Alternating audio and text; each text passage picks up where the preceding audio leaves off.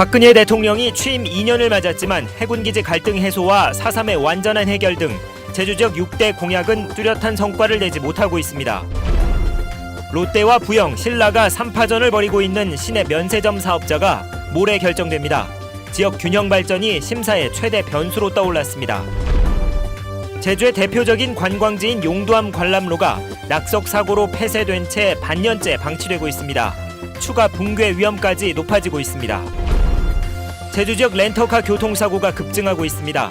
중국인들의 렌터카 운전도 허용될 것으로 보여 대책이 시급합니다.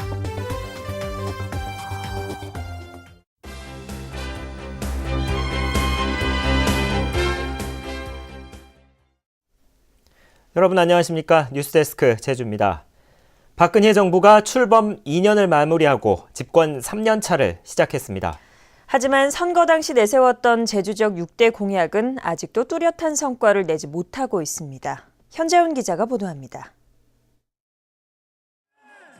2012년 대선 당시 최대 이슈가 됐던 제주 해군기지 건설 사업. 민군 복합 관광 미항 건설, 제가 책임지고 도민 여러분의 뜻에 따라 추진하겠습니다. 필요한 지원은 최대한 확대하고 민군 커뮤니티를 조성을 해서 상생의 틀을 만들겠습니다. 올해 말 완공을 앞두고 있지만 강정 주민에 대한 특별 사면은 소식이 없고 국가 차원의 대화협의체 구성도 진전이 없습니다. 특히 국방부의 해군 관사 건립 강행이 주민 반발을 키우면서 진상규명을 통해 갈등을 해소하려던 원희룡 도정의 해법도 교착 상태에 빠졌습니다.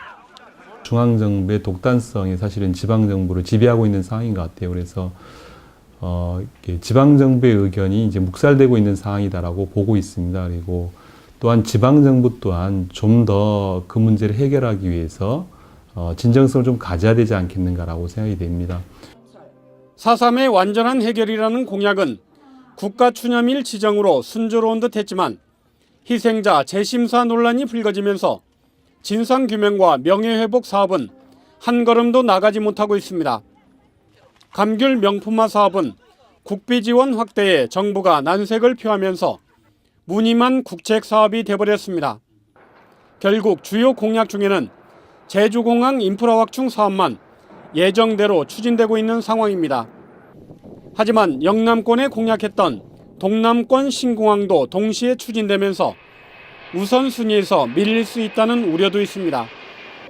대선 공약이 지지부진한 상황에서 박근혜 대통령이 올해 4.3 추념식에 참석해 제주 공약 이행에 대한 확고한 의지를 표명하고 정부 차원의 지원이 강화돼야 한다는 도민 여론이 높아지고 있습니다. MBC 뉴스 현재훈입니다. 대기업들이 치열한 경쟁을 벌이고 있는 시내 면세점 사업자가 모레 결정됩니다. 결과에 따라서는 연간 6천억 원대의 면세시장 판도가 뒤흔들릴 것으로 보여서 관심이 집중되고 있습니다. 권혁태 기자가 보도합니다. 롯데와 부영, 신라 3파전으로 치러지고 있는 시내 면세점 사업자 선정. 공무원과 교수, 시민단체 등 15명으로 구성된 관세청 면세특허 심사위원회가 승자를 결정합니다. 심사 기준은 재무 건전성과 사회 기여도, 사회공헌 등 7가지. 그러나 이번 심사의 최대 변수는 제주 지역에만 적용되는 지역 균형 발전 항목입니다. 제주, 서귀포 이렇게 나눠져 있고 이렇다 보니까 그런 부분들을 다른 지역하고 다르게 이제 저희가 보겠다. 심사 기준의 하나로 보겠다라고 이제 공지가 된 거고요. 업계 1위인 롯데가 기존 사업자였다는 점에서 유리할 거라는 관측도 있지만 이번에 사업장을 서귀포시에서 제주시로 이전 신청했다는 점이 불리하게 작용할 것으로 보입니다. 제주에서만큼은 1위 자리를 지켜온 신라는 서귀포시에 사업장을 신설한다는 계획을 제출했습니다. 하지만 선정될 경우 제주 전체를 독점하게 된다는 점이 걸림돌입니다. 부영의 경우 면세사업 경험이 없다는 게 약점이지만 독점 논란에서 벗어나 있고 서귀포 지역에 사업장을 두기로 해 복병으로 떠올랐습니다.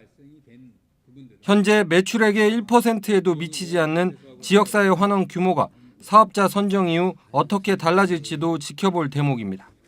제주 지역의 이익의 사회 환원 부분들을 보여줘야 한다. 제주 지역의 어떤 고용에 대한 그런 부분도 어느 정도 하고 있는지 이런 부분도 좀 바라봐야 될 부분이 아닌가 생각됩니다.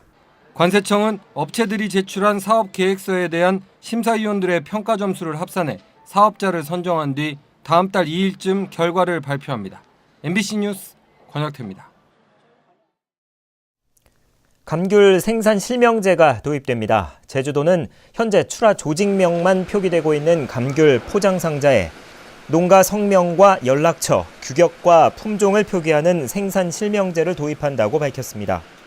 올해는 농협 선과장과 5천여 농가에 시범 실시한 뒤 내년부터 모든 농가로 확대하고 오는 2017년부터는 당도와 산도까지 함께 표기하도록 할 계획입니다. 용의 머리를 닮았다는 용두암은 제주를 찾는 관광객이라면 누구나 한 번쯤은 찾는 대표적인 명소인데요. 이 용두암을 볼 수 있는 관람로에 바위가 떨어져 폐쇄됐는데 반년이 넘도록 아무런 대책도 마련되지 않고 있습니다. 김현선 기자입니다. 지난해 여름 용두암 동쪽 관람로 절벽에서 바위덩이가 떨어졌습니다.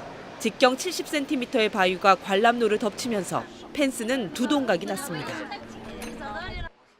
6개월이 지난 지금 사고가 난 관람로는 낙석 위험 때문에 여전히 출입이 금지돼 있습니다. 왔다가 돌아가고 관광객들은 폐쇄된 관람로 입구에서 아쉬운 듯 해변을 바라봅니다.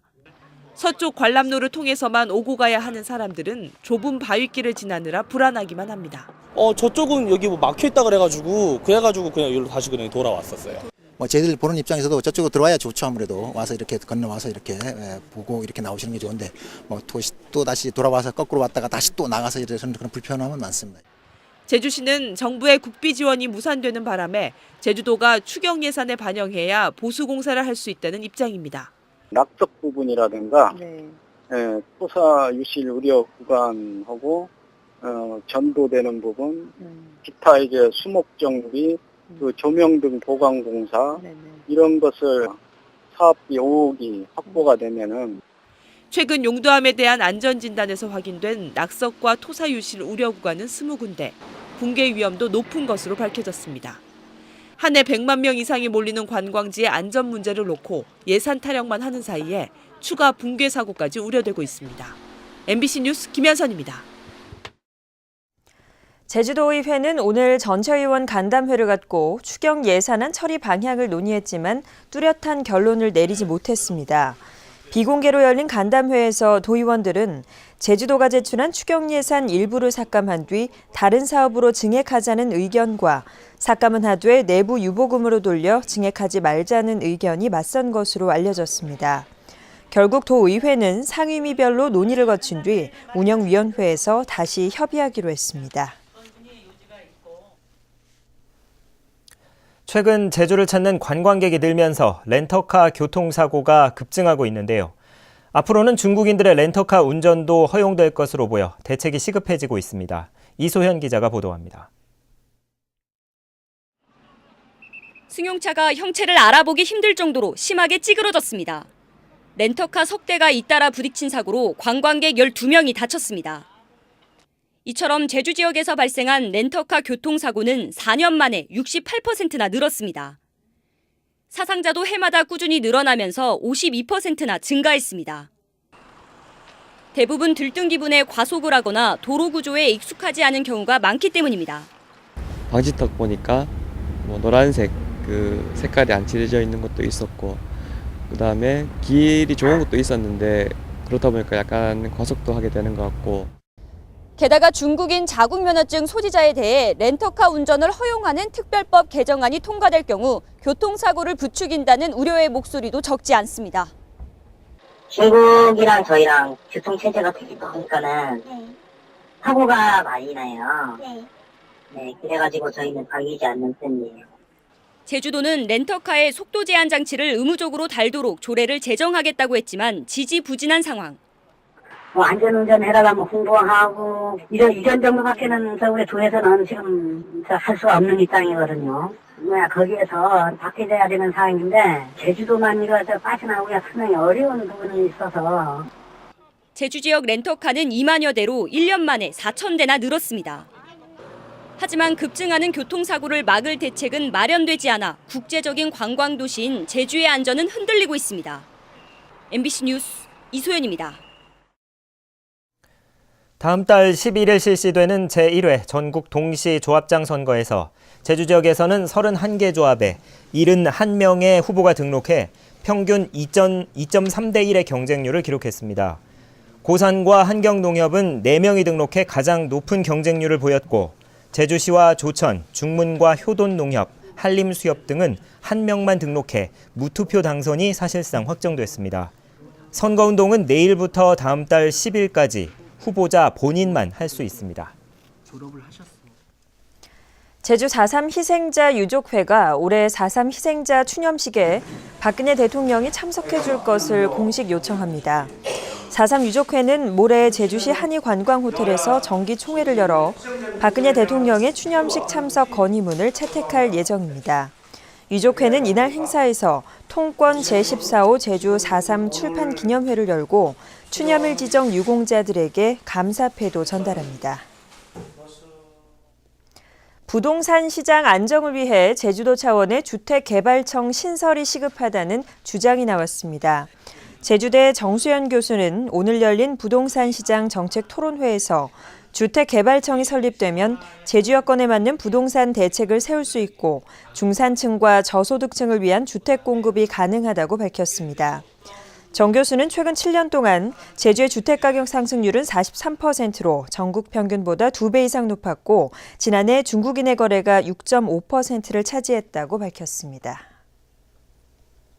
뉴스데스크 제주였습니다. 시청해주신 여러분 고맙습니다.